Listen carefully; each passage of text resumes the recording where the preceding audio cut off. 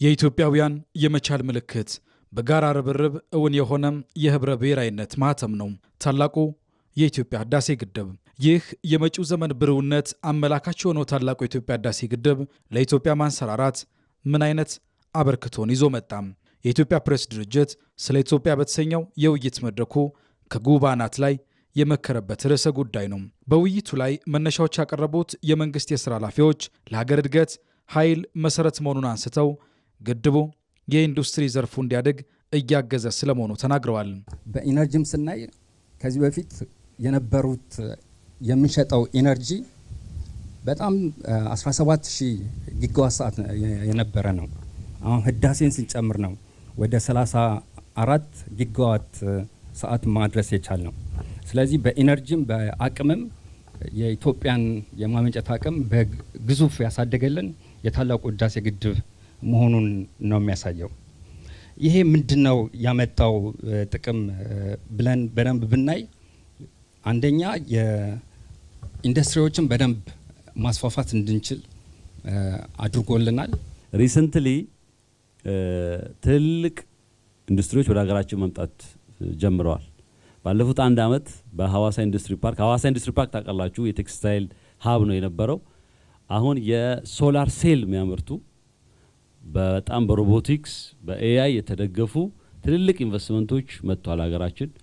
3 የሚሆኑ ትልልቅ ግዙፍ ኢንቨስትመንቶች አሉ በአንድ አመት ውስጥ። አንዱ ድርጅት 40 ሜጋዋት ይጠቀማል። 3ቱ በጥቅሉ 120 እንደዚህ ሜጋዋት ይጠቀማሉ። እንደዚህ አይነት ኢንዱስትሪዎች 100 ሀገራችን ቢኖሩ እንግዲህ ማሰብ ነው።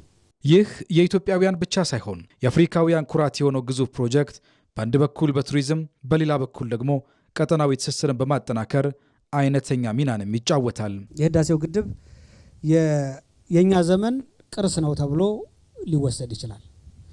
በለውጡ መንግስት እየተሰሩ ያሉት አንዱ ያለፉትን ዘመን ቅርሶች መጠበቅ ነው። መጠበቅ፣ ማልማት እንዲሁም የሪኖቬሽን ወይም የጥገና ስራዎችን ማከናወን በሰፊው ተሰርቷል፣ ሁላችንም እናውቃለን። ከዛ ውጭ የኛን ዘመን ቅርስ ከማቆየት አንጻር ግን ተጠቃሽ የሆኑ የገበታ ፕሮጀክቶችና የህዳሴው ግድብ ሊጠቀሱ ይችላሉ። ለሀገር ውስጥ ቱሪዝም ከህዳሴው ግድብ የተሻለ አቅም ያለው ኢትዮጵያ ውስጥ የቱሪስት መዳረሻ አለ ብሎ መናገር አይቻልም። ኢትዮጵያ ሁሌም የአፍሪካ መቀመጫ ብቻ ሳይሆን ለአፍሪካውያን አብሮ የመጠቀሚያ አብሮ የማደጋ ማዕከልም ናት። ሁለተኛው ቀጠናዊ ትስስር ብለን የምንወስደው የታችኛው ተፋሰስ ሀገራትን ጥቅም በእኩል ተጠቃሚነት የሚያረጋግጥ ነው መገንባቱ ነው። ሚስኮንሴፕሽን የሳሳተ ግንዛቤ ሊኖር ይችላል። እኛ ጋር ግን የጠራ ግንዛቤ አለ፣ የጠራ እያታ አለ። ኢትዮጵያ ሰው ተኮር ነን። ለሁሉም በሁሉም የሁሉም የሆነ ፕሮጀክት ነው የሰራ ነው። የኢትዮጵያ ህዳሴ ግድብ ውጤቱ የሚታየና የሚጨበጥ ጭምር ነው። ለዚህ ደግሞ ማሳያው በተለያዩ ዘርፎች የሚገኘውን ገቢ በከፍተኛ ሁኔታ እየጨመረ ማምጣቱ ነው። ቀደም ያነሳሁትን የሶላር ሴል ምሳሌ ለመጥቀስ ባለፉት 10 አመታት ከኢንዱስትሪ ፓርኮች ያገኘነው ኤክስፖርት ከ1.23 ቢሊዮን ዶላር አይበልጥም። ባለፉት 10 አመታት እነዚህ 3 ድርጅቶች 1 ቢሊዮን ዶላር ኔክስት ይር ኤክስፖርት ያደርጋሉ። ከዚህ በፊት በአመት የምናገኘው የውጭ ሬቨኑ በዶላር 60-70 ሚሊዮን ዶላር አካባቢ ነበር ኤክስፖርት እያደረግን።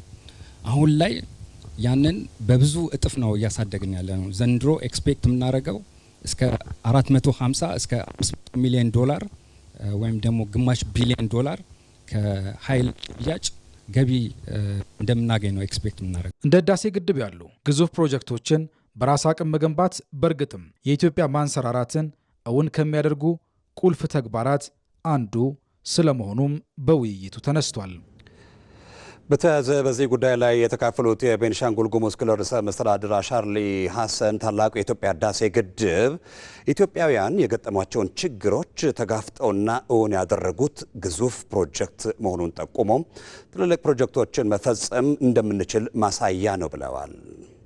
እኛ ኢትዮጵያውያን በችግሮችና በፈተናዎች ሳንበረከክ ይልቁንም በእልህና በፉጭት ለበለጠ ድል በጋራ የምንቆም መሆናችን ለዓለም ህዝብ ያረጋገጥንበት የመደመራችን የመትጋታችንና የመጽናታችን ምልክት በአባይ ጉዳይ ከታሪክ ሰሚነት ወደ ታሪክ ሰሪነት የመሻገራችን ተአምርት ከመሆኑም በላይ ክቡር ጠቅላይ ሚኒስትራችን በግድቡ ምረቃ ወቅት እንዳሉት በርካታ ውስጣዊና ውጫዊ ተግዳሮቶቻችን ተቋቁሞ በራስ አቅም ታላላቅ ፕሮጀክቶችን መፈጸም እንደሚቻል ለኛ ለኢትዮጵያውያን ብቻ ሳይሆን ለአፍሪካውያንን ወንድሞቻችን ጭምር ያሳየ የምስራቅ አፍሪካን የጂኦፖለቲካል ትርክትን የቀየረ አዲስ የታሪክ ጥፋት ነው።